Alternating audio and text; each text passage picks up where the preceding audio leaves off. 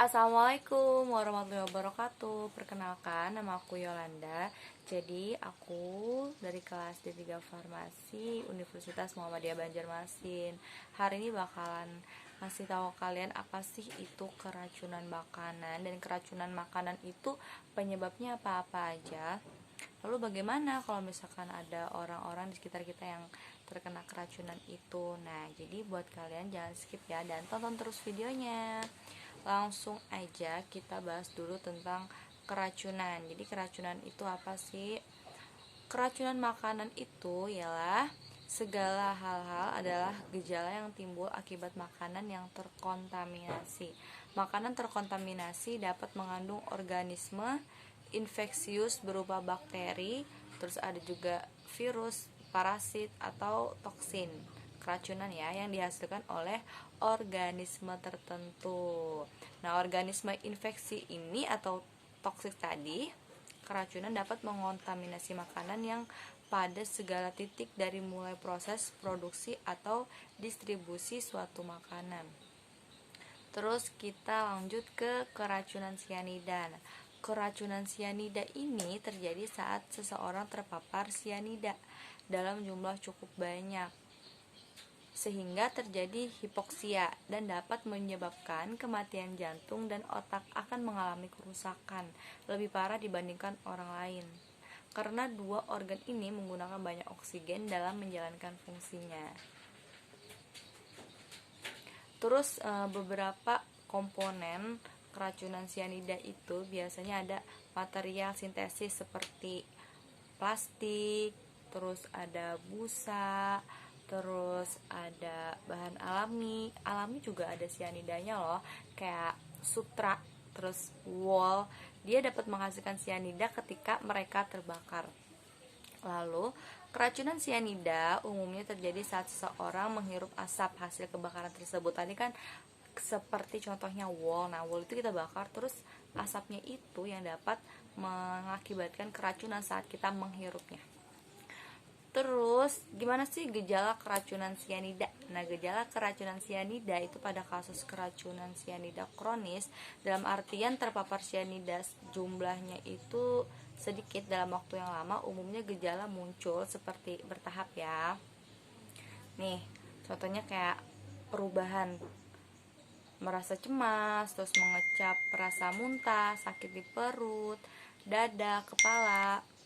Sedangkan biasanya keracunan sianida akut yaitu terpapar sianida dalam bentuk jumlah yang besar, lalu gejala akan muncul dengan cepat. Nah, untuk itu racun bisa dengan seketika merusak kerja otak dan jantung, lalu menyebabkan kejang-kejang. Dan pada akhirnya orang yang mengalami keracunan sianida, mereka akan mengalami meninggal dunia secara mendadak. Terus ciri-ciri diantaranya yang lain jika kita menemukan orang-orang seperti ini, misalnya kejang, lalu dia terjadi kehilangan kesadaran, kerusakan paru-paru, kegagalan sistem pernapasan. Jadi kayak seperti dia itu sesak nafas gitu loh. Jadi ngambil napasnya susah.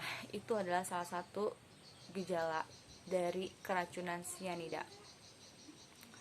Terus untuk kita dapat mendiagnosis keracunan sianida itu biasanya sulit ya, karena biasanya dari gejala dan tanda yang timbul, penting untuk mengetahui faktor lingkungannya tadi, seseorang itu mengalami keracunan sianida apakah tidak. Nah, bila menemui gejala yang tadi aku sebutkan, berarti orang-orang yang berada di lokasi adalah orang-orang yang terkena paparan sianida. Misalnya ada kebakaran wol, nah itu tadi bisa kita sebut mereka terpapar keracunan sianida. Terus untuk obatnya dong, obatnya itu kita bisa kasih misalnya tindakan seperti kita kasih obat penawar sianida antidot seperti hidrokosokabalamin dan natrium tiosulfat. Nah, penggunaan dua jenis obat ini untuk mempercepat proses detoksifikasi dalam diberikan melalui suntikan pada pembuluh darah. Jadi nggak diminum, tapi kita suntikan. Terus juga bisa kita kasih arang aktif atau natrium bikarbonat. Terus untuk kita biasanya perlu diingat ya bahwa pengobatan akibat paparan racun sianida hanya bisa dilakukan oleh petugas medis. Namun demikian, Anda bisa melakukan tindakan pertolongan pertama jika Anda melakukan tindakan ini kepada orang lain yang baru saja terpapar sianida.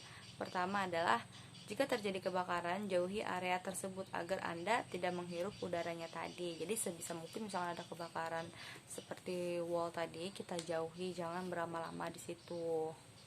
Terus kedua, aliri mata Anda dengan air selama 10-15 menit jika mata terasa panas dan pandangan kabur. Cuci mata kita untuk kita bisa terbebas dari sianida dengan air yang mengalir pakai selang. Yang terakhir, jika pakaian atau barang yang melekat di tubuh Anda terkena sianida, segera lepaskan dan masukkan ke dalam kantong plastik yang tertutup, lalu lapisi kembali dengan kantong plastik. Nah, itu tadi adalah ciri-ciri bagaimana kita kalau misalkan ada di tempat kebakaran wall yang mengandung sianida. Oke, semoga apa yang aku sampaikan ini bermanfaat buat kalian. Jangan lupa like dan komen video ini. Assalamualaikum.